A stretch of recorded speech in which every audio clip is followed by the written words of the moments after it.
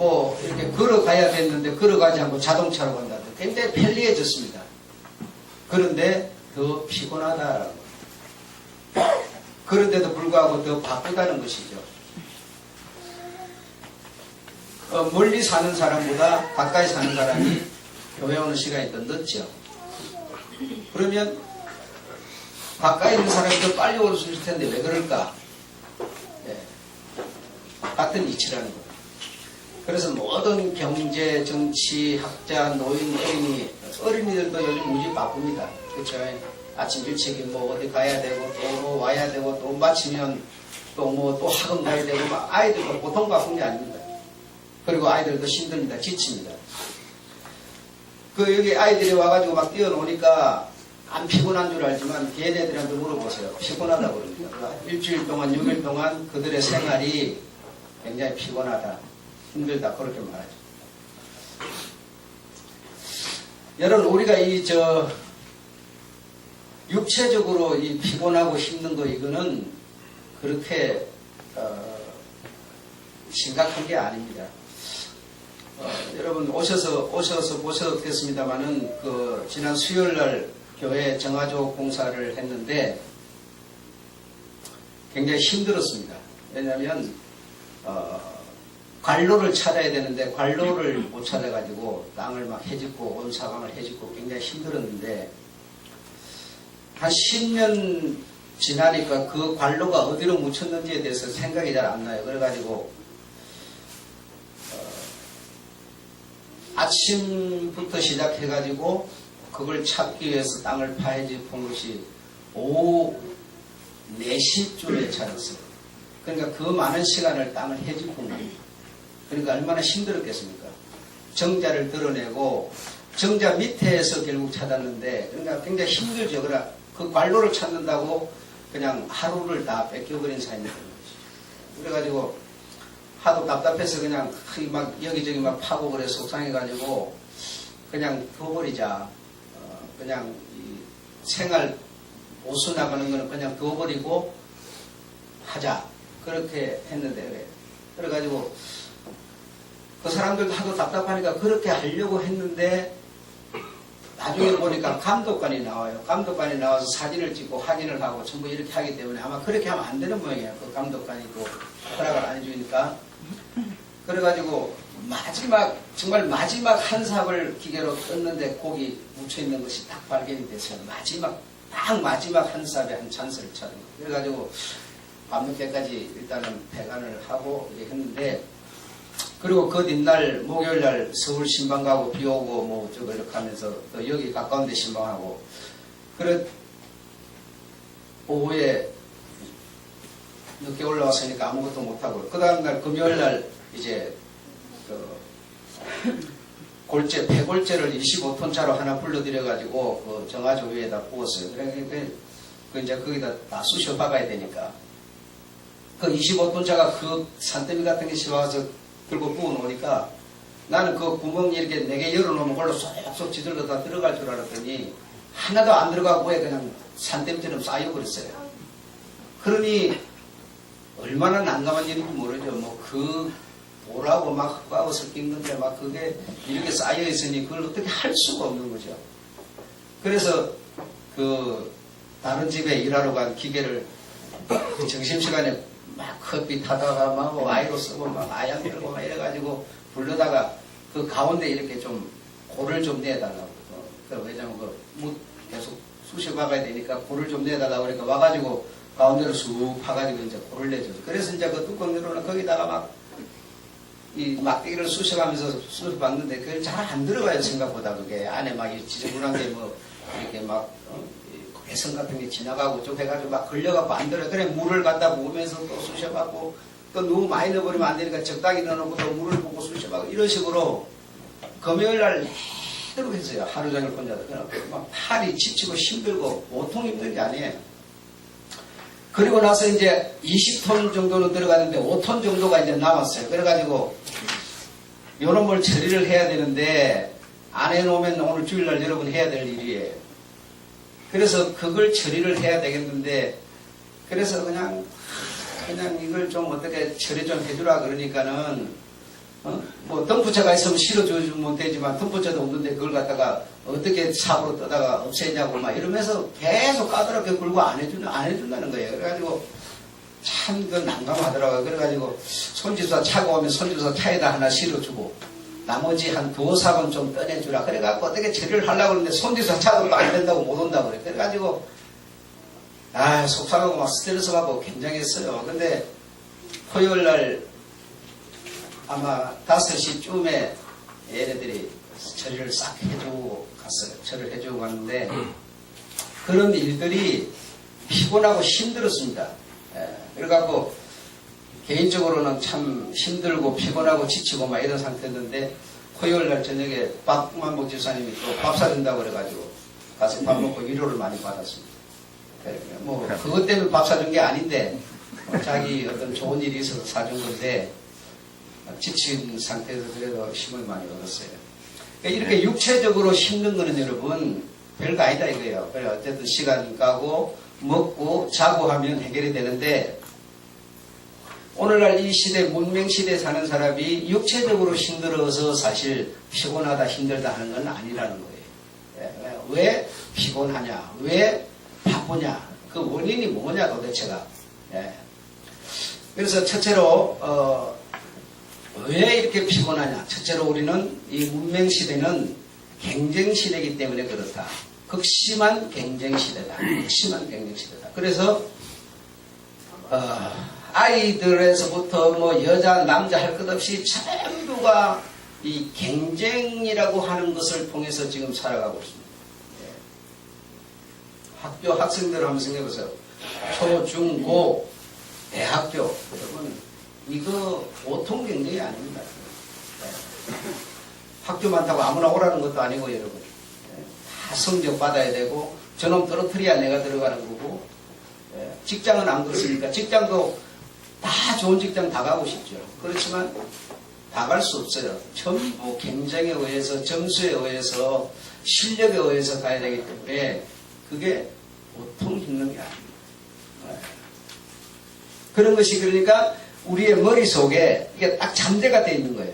잠재가 되어 있어서 뭐 청년들은 그냥 뭐 아무 의미 없이 막 이렇게 크는 것 같고 사는 것 같고 그러지만 그들 마음속에도 뭔가 그들 나름대로 이 어떤 살아남아야 된다고 하는 그런 경쟁 어떤 심리 그런 것이 자리 잡고 있습니다. 뭐 성진, 뭐 학교, 뭐 직장 할 것 없이 전부가 이런 경제. 뭐 문명시대다 보니까 돈을 안 벌면은 또 안 되잖아요. 그러니까 돈을 버는 것도 경쟁이에요. 그럼 여러분 밥을 안 먹더라도 육신이 힘들더라도 돈벌이가 잘 되면은 뭐라고 그래요? 피곤하지 않다 그러죠. 그러니까 이만큼 정말 이 경쟁이라고 하는 것이 얼마나 심각한지 모른다 이거예요. 그래서 그런 것 때문에 우리는 나름대로 피곤하다. 항상 마음과 정신이 피곤할 수밖에 없다는 거예요. 여기서 벗어나려면 어떤 경쟁 생각을 안 해야 되는데 경쟁 사회 속에 내가 나를 안 던져야 되는데 그렇지만 우리가 또 이 사회 속에 살면서 안 할 수가 없는 거거든요. 그걸 외면하고 살 수가 없다 이 말이죠. 그러네 여러분.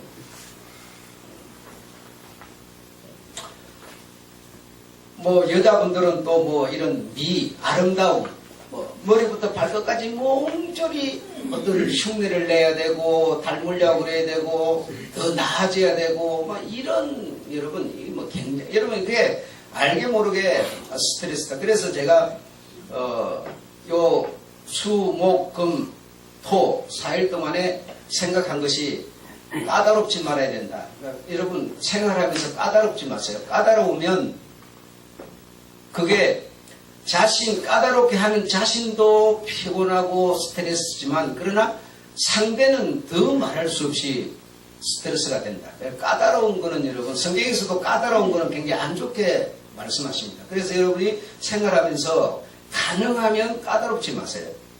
그러면 상대만 괴로운 게 아니고 내 자신도 굉장히 스트레스가 될 수 있거든요. 그러니까 가능하면 그냥 여러분이 한 30분 뭐 1시간, 뭐 조금 더 어떤 이렇게 해서 그냥 이렇게 편리하게 갈 수 있는 일이면 차라리 양보 쪽으로 가십시오. 그래야 훨씬 여러분이 스트레스를 덜 받고 덜 피곤할 것이다. 그래서 이 친구가 말이지 얼마나 까다로운지요. 이 장비하는 사람이 굉장히 까다로워요. 그래갖고 도토리 하나하나 다 잡고 아주 까다로워요. 점심때 커피 타다가 우리 집 안 하는 다른 집이라고 내 커피 타다 갖다 주고 또 한 3시쯤 되면 또 타다 주고 이렇게 그거 좀 하려고 와이어를 쓰는데도 이게 까다로워요. 아이가 까다로워가지고 어떻게 피곤한지 모르겠어요. 그 모르겠다는 지도 굉장히 피곤했을 거예요. 참 아유 60, 70 다른 놈이 그렇게 와이어 쓰고 다니는 게 처음이에요. 여러분 주일날 고생 좀 덜 시키려고 그랬다니까요. 여러분 그게 자갈 굵은 이런 주먹덩어리 같은 자갈하고 막 이 흙하고 섞여가지고 삽도 안 들어가요. 막 찔러도 엄청 힘들어요. 그래가지고 어쨌든 이 까다로우면 자신도 그러고 상대도 힘들다 이런 걸 내가 느꼈고요. 그래서 가능하면 좀 이렇게 유순한 좀 부드러운 이런 자세를 갖는 게 좋다. 그래야 서로가 좋겠다 이런 생각을 했고요. 그래서 어쨌든 이 경쟁이라고 하는 건 우리가 피할 수도 없고 경쟁이라는 것 때문에 피곤하다. 정신적으로 말을 안 해도 뭐 경쟁을 안 하는 것 같아도 그런 사회 속에 사니까 그냥 피곤한 거예요. 예. 자, 두 번째로는 현대 이 문명 시대는 어느 시대보다도 시험과 유혹이 많은 시대다. 예. 시험과 유혹이 많다. 시험과 유혹이 많다.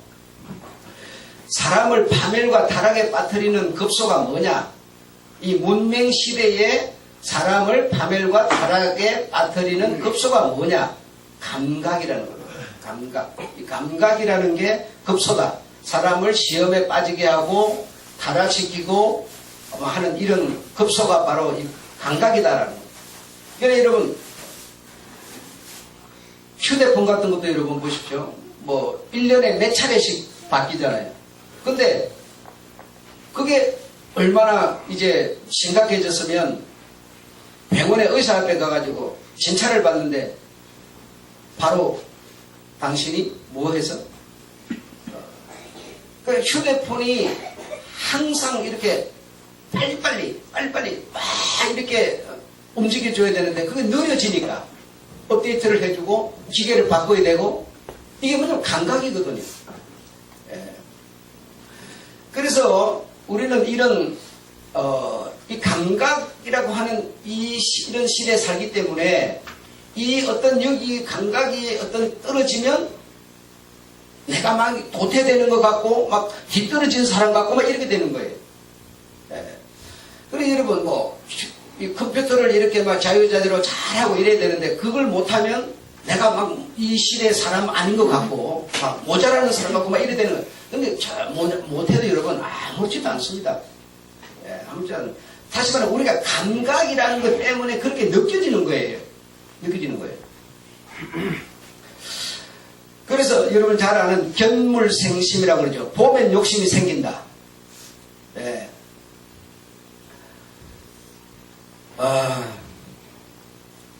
건묵자흑이라고 검은 것 가까이 가면 검게 된다.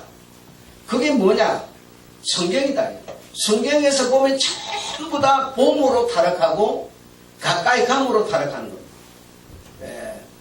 사실 그 이면에는 거기 우리를 던져 넣어서 그 운동장에 검은 것 가까이 가면 검게 되는 그 운동장에 우리를 던져 넣어서 하나님은 우리를 그 검은 것을 씻어낼 수 있는 능력, 그리고 검은 것이 묻지 않도록 하는 능력, 그런 사람이 되도록 하려는데도 하나님은 목적을 두고 계셨지만, 그러나 우리 사람 입장에서는 검은 숯 가마 공장에 가면 안 묻을 수가 없다 이겁니다. 방법이 없어요. 나는 여러분 나와서 이렇게 뭘 보다가 뭐 할 일이 있다 그러면 집에 가서 작업복 입고 갈아입고 나와서 하는 그런 이게 없어요. 그래 보이면 그냥 내가 무슨 옷을 입었는가는 생각 안 하고 그냥 일을 해버려요. 그러다 보면 어떻게 돼요? 옷이 그냥 다 개판이 되버려요. 안 묻을 수가 없다 이 말이죠. 그래서 나중에 아니 그걸 벗어놓고 작업복을 입고 일을 해야지 왜 이렇게 하냐고 막 이렇게 이러거든요. 근데 그게 제가 잘 안 돼요. 그래서 그냥 이렇게 하다 보면 옷을 다 버리게 되고 막 이렇게 하는데 이번에도 그런 일이 많았어요. 여러분, 그러면 어쨌든 숲공장에 가면 묻게 되죠. 그죠? 보면 욕심이 생기죠. 어쩔 수가 없어요. 우리 사람이. 보면 욕심이 생기는 거는 보면 어떤 내게 어떤 감각이 있으니까 그걸 갖고 싶은 거예요. 갖고 싶은 거예요. 그래서 성경에 여러분 타락한 사람들 아담, 하와, 다윗, 모세 전부가 보면 가까이 갔더니 전부가 타락하는 거예요. 예. 솔로몬 같은 경우도 여러분 얼마나 그 하나님의 큰 은혜를 받은 사람 아닙니까? 그런데 그 수많은 어떤 아주 감각으로 그냥 느낄 수 있는 그런 데 당신을 던져 놓으니까 그만 뭐죠? 그만 묻는 거예요. 묻어서 그렇게 되는 거예요. 전부가 그렇습니다. 전부가요. 봄으로. 예, 봄으로. 가룟 유다도 뭐에 달콤한 얘기를 들으므로 롯도 딸들과 뭐죠? 어떤 접촉함으로 노아도 포도주를 먹고 마심으로 뭐 전부가 어떤 현실적인 것으로 다 타락하는 거예요. 그래서 보면 욕심이 생기고 더러운 데 가면 묻는다. 이거 뭐냐? 감각 때문이다. 감각.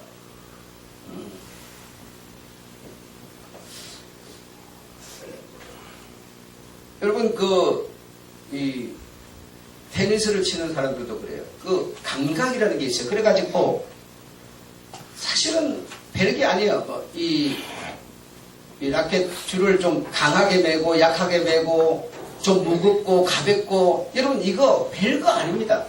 별거 아닌데 그 조그만의 오차 감각 때문에 15만원 20만원 들여서 라켓을 바꾸고 줄을 잘라버리고 다시 매고 그러면 또 하면 다시 매면 2만원씩이에요. 그래 그렇게 돈이 많이 드는데도 그 조그마한 감각 그것 때문에 그걸 돈을 들이는 거거든요.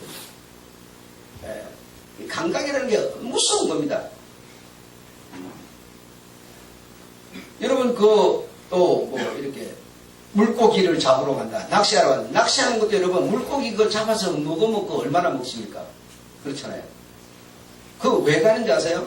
손맛이라고 그러죠. 손맛. 그게 뭐냐? 감각이에요. 우리가 뭐 휴대폰, 컴퓨터 이런 것도 탁 만지면 막 빨리 움직이는 이것도 여러분 그거 좀 빨리 움직인다고 내가 무슨 천둥을 더 부는 거 아니에요. 그런데 뭐냐? 감각 때문입니다. 그러니까 우리가 지금 사용이 모든 것이요. 여러분 여자들이 머리 한번 이거 다 이쁘게 하는데 이거 여러분 돈 한 5만원 들잖아요.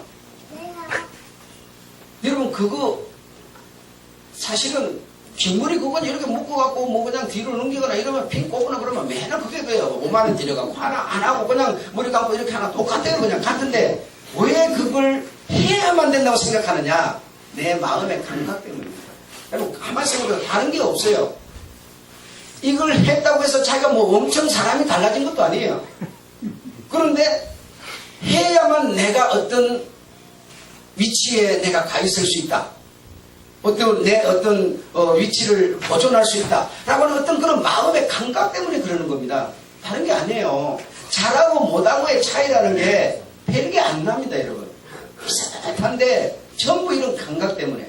그래서 사람을 이 감각이라는 게 타락시키고 파멸시키고 전부를 그렇게 만드는 겁니다. 무서운 거다는 게 감각이라는 게. TV, 전화, 여러분 음식, 만화, 성인용 비디오, 잡지 전부 인간의 시각을 공격하죠. 이게 뭡니까? 전부 감각입니다. 밴드 음악. 나 지난 시간에도 얘기했지만 세 사람 나와가지고 이 심사위원 나와서 앞에 노래 부르는 거 있잖아요. 그거 여러분 그 사람들은 무슨 감각을 느끼는지 모르겠어요. 뭐 음악성이겠죠. 그 내가 들어보면 그놈이 그러는 거 뭐 잘하는 것도 모르겠는데 지네들은 뭐 어깨춤을 춰가면서 뭐 그냥 고개를 흔들어가면서 막 미쳤다 환장을 했다 그러고 막 이게 무슨 감각을 느끼는지 모르겠어요. 그래가면서 뭐 당신 벌써 우리 회사로 오고 기획사로 오라 막 이래가면서 막 너무 감각을 많이 느꼈지 않습니까? 그러니까 여러분 나름대로 자기가 어떤 있는 입장에서 내 나름대로 느끼는 감각이라는 게 있는 거죠. 그러니까 여자들이 예쁜 옷을 입는다, 뭐 좋은 뭐 이런 모양을 갖춘다, 이 지금 그러면 그게 전부 감각 때문이다. 그래서 어느 정도는 이래 해야만 자기가 어떤 가치도 있고 경쟁력도 있고 이렇게 생각해요. 그건 뭐 전부 감각이지. 그러니까 좋은 아파트 뭐 압구정동 저기 뭐 강남 이런 쪽에 살면 또 이화여대 뭐 이런 데 가면 사람이 달라 보인다고 그러잖아요. 그럼 뭐 사람이 다르겠어요? 머리 있고 얼굴 있고 발가락 있고 다 똑같은데 그 이화여대 앞에 있는 사람하고 여기 있는 사람하고 여자가 다릅니까요? 그게 뭐냐? 전부 감각 아니겠어요? 강남에 사는 사람하고 여기 사는 사람하고 사람이 달라요? 그렇잖아요. 강남에 살면 그냥 사람이 뭐 더 좋아하는 사람이 돼버립니까? 그런 게 없어요. 그게 뭐냐? 전부 감각 때문이다. 좋은 집에 살고 뭐 이런 뭐 풀밭에 살고 차이가 없어요. 이곳에 있는 사람은 이곳을 통해서 느끼는 게 있고 저곳에는 저곳을 또 느끼는 전부 이런 어떤 감각. 그러게 이것이 우리를 타락시키고 또 이것이 우리를 자부심을 갖게 만들고 이 전부가 독주 여러분 술이 여러분 얼마나 소주도 여러분 전에는 25도밖에 없었죠. 지금 말 들어보니까 13도, 20도, 25도 이렇게 다 있고요. 맥주에다가 소주를 타서 먹으면 뭐 어쩌고 그 타서 먹는다고 뭐 맛이 그게 다 술 맛이지 그게 뭐겠느냐. 그 전부 어떤 그런 마음으로 느끼는 어떤 그런 감각주의라는 거죠. 우리는. 그래서 어떤 이런 자부심도 주지만 또 심성을 파괴하기도 한다. 그러니까 이 감각이라는 세계 속에 우리가 문명사회 속에 살다 보니까 뭐하다? 항상 피곤하다 그래요. 그걸 벗어날 수가 없는 거예요. 돈 많이 번 사람 있으면 우리가 이제 이런 피곤함에서 벗어날 수 있으려면 주님의 가르침 속에 있는 것만이 방법 외에는 다른 길이 없어요. 그 성경에 보면은 우는 자와 함께 울라, 웃는 자와 함께 웃으라. 그렇죠? 어떤 사람이 돈 많이 벌어서 좋은 일이 있으면 함께 즐거워하라. 우리는 먼저 즐거워하기는 뭘 즐거워해요? 배가 아파서 이제 한 3일 배탈 나는 거죠. 그러니까 뭐냐? 그 전부 감각이라니까요. 그 내 돈 되는 것도 아니고 내 돈을 뺏어간 것도 아니에요. 그런데 그냥 우리는 그런 세계 속에 살니까 항상 피곤한 거죠. 이렇게.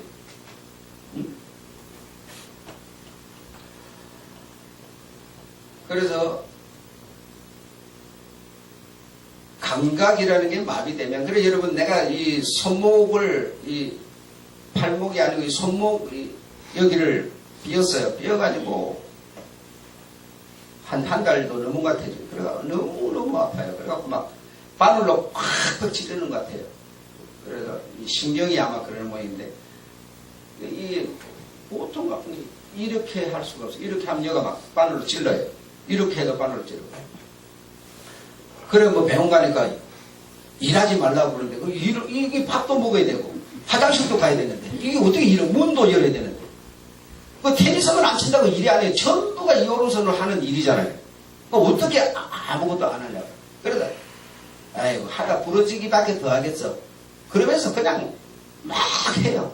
저녁에는 그렇고 계속 이제 주물르고 뭐 이런 안티프라미 이런 거 바르고 그 여기에 이 감각이라는 이게 여러분 이 신경을 어떻게 이 고통을 주는 이 감각이라는 이게 참 대단하기도 하고 또 한편으로는 이것 때문에 내가 살아있다는 생각도 들고 정말 이 감각이라는 게 대단한 거죠. 그래서 우리는 이런 감각 시대에 살고 있기 때문에 피곤하지 않을 수 없다. 피곤하지 않을 수 없다. 자, 그 다음에 세 번째로는 이 현대 문명, 이 현대는 이단과 사교가 난무하는 시대다. 이단과 사교가 난무하는 시대다. 그래서 크게 세 종류의 이단이 있는데, 첫째로 헤롯의 이단성입니다. 헤롯의 이단성. 우리들에게도 있을 수 있습니다. 헤롯의 이단성이라고 하는 게 뭐냐?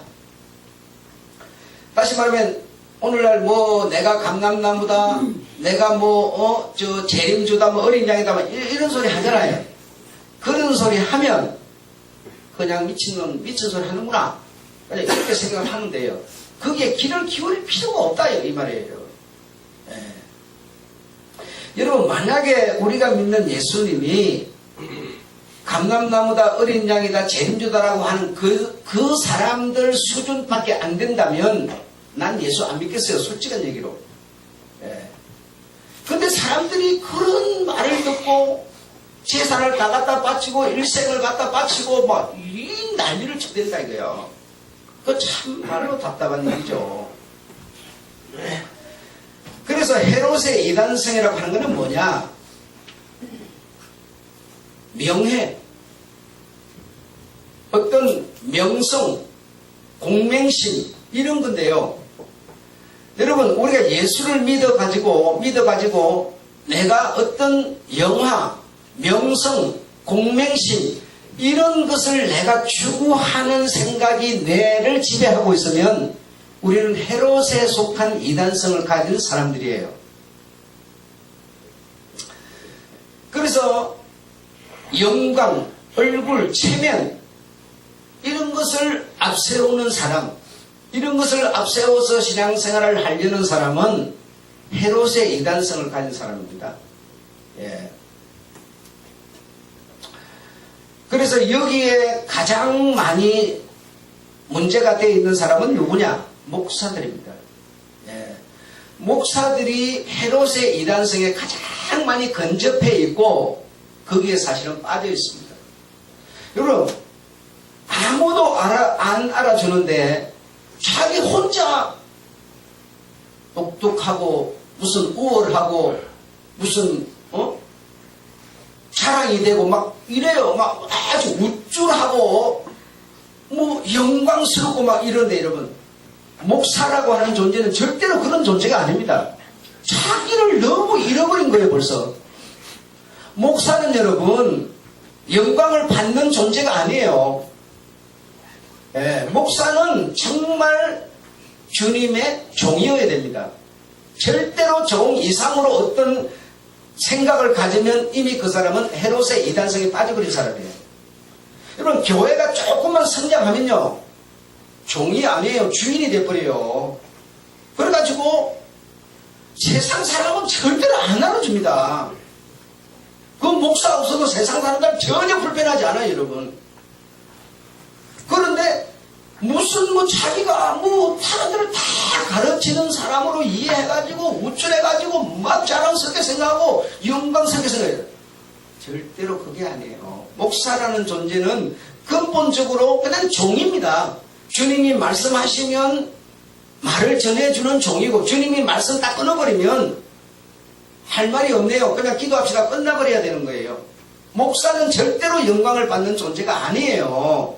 여러분, 세상 사람들이 장로를 알아주지 목사를 알아준답니까? 목사는 안 알아줘요. 세상 사람들이 목사는 없어도 여러분 아무렇지도 않게 생각해요. 근데 장로는 대체적으로 돈 많은 사람들이에요. 그러니까 장로는 다 대우받지만 목사는 절대 안 알아줘요. 맨날 대우만 받으려고 그러고 남방에게 사줄 줄도 모르고 큰 소리나 맨날 쳐잡고 목사 안 알아줍니다.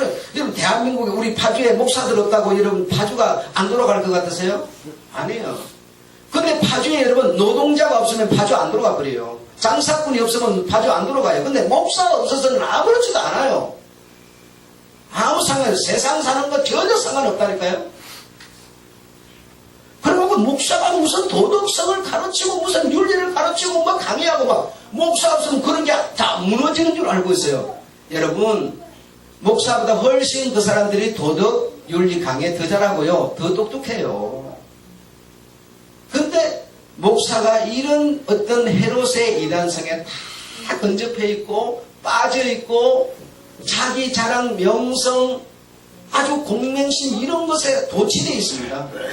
얼마나 지금 잘못돼 가고 있으면서도,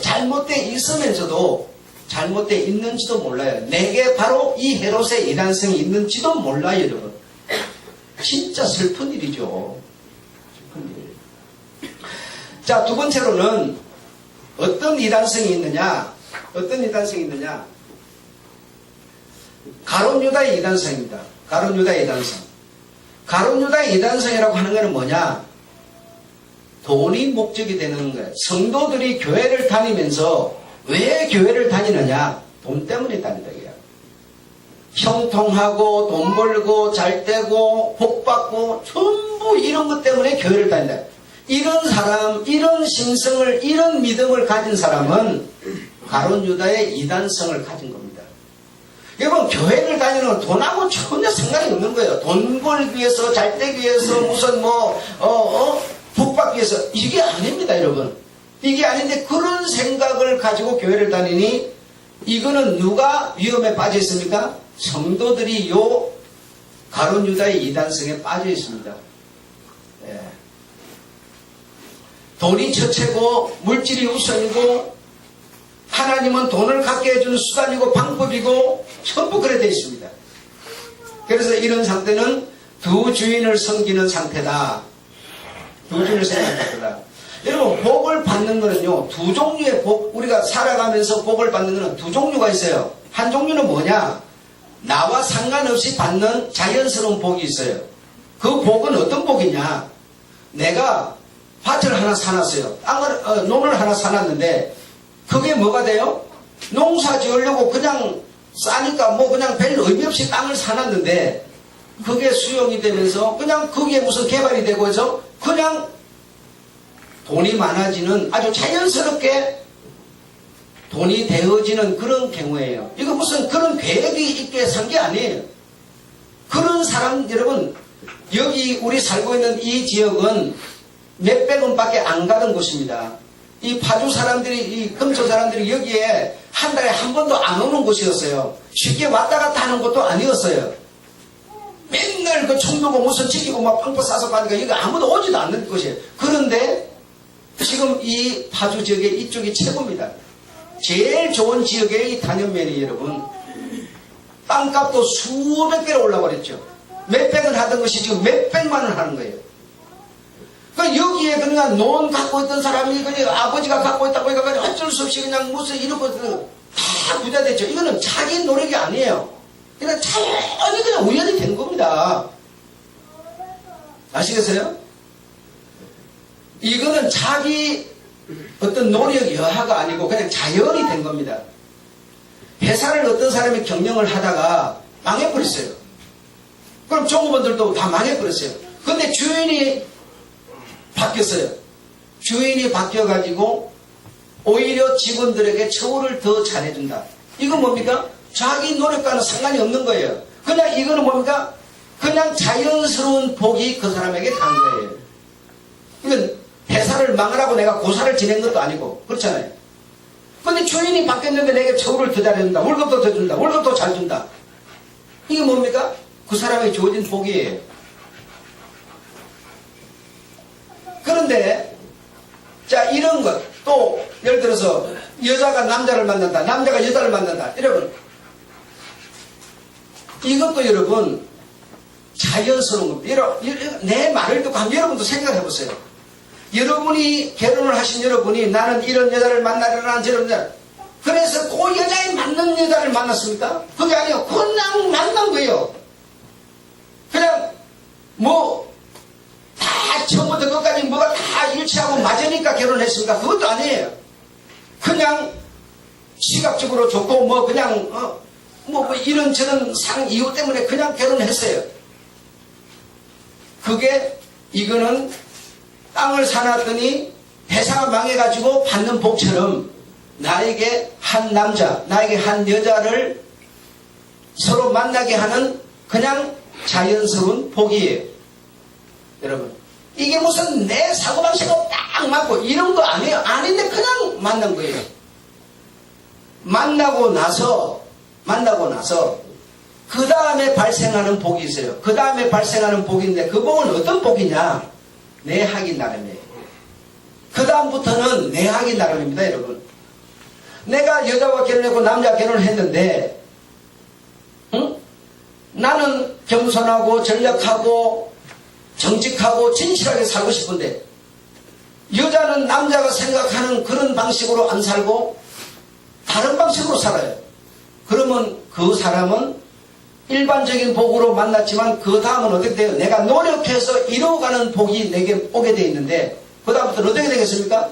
낚시나 돌아다니고 낮잠이나 푸자고 되고 이러면 그 2차적으로 오는 복이 오겠습니까? 올 수가 없습니다. 그럼 어떻게 돼요? 가정까지 파토나 버리려요. 그렇죠? 그 2차적인 복은 내가 만드는 복이에요. 1차적인 복은 내가 만드는 게 아닙니다. 여러분, 부모가 여러분을 낳아주셨는데 그거는 여러분 2차적인 복이 아니고 1차적인 복이에요. 내 부모가 나를 낳으면서 목사를 낳겠다, 남자를 낳겠다, 그것도 아니에요. 그냥 낳은 건데 내가 목사 된 거고 남자로 태어난 것일 뿐이지, 부모가 무슨 낳을 때부터 그런 자식을, 그런 거 없어요. 그렇게 한다고 되는 것도 아니고, 여러분. 이거는 일반적인 복인데 그 2차적인 복은 우리가 만들어야 됩니다. 내가 목사가 되기 위해서는, 여러분이 부자가 되기 위해서는, 여러분이 사람들에게 대우받는 사람이 되기 위해서는 전부 여러분이 만들어가는 복이세요. 만들어가는 복. 성경이 뭐라고 그럽니까?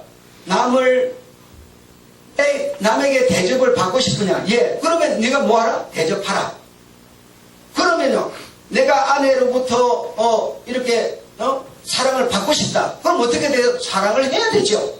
사랑을 안 하는데 사랑을 받기만 합니까? 2차적인 복은 내 하기 나름이에요. 게으르면 절대로 2차적인 복은 안 와요, 여러분. 하나님도 절대로 안 줘요. 가는 것도 뺏어버려요. 하나도 뺏어버려요. 하나 주는데 그것도 뺏어버려요, 여러분. 이 복이 발생하는 개념을 이해하셔야 돼요. 교회 다닌다고 복 아니에요, 절대적으로, 여러분. 교회 다니지 않는 사람이 훨씬 더 잘 사는 사람이 천지예요, 여러분. 응? 그런데 우리가 교회 다니면 복 받는다. 복 받으려고 다닌다. 우리에게 복을 받도록 하는 수단으로, 방법으로 하나님이 이렇게 되는 거예요.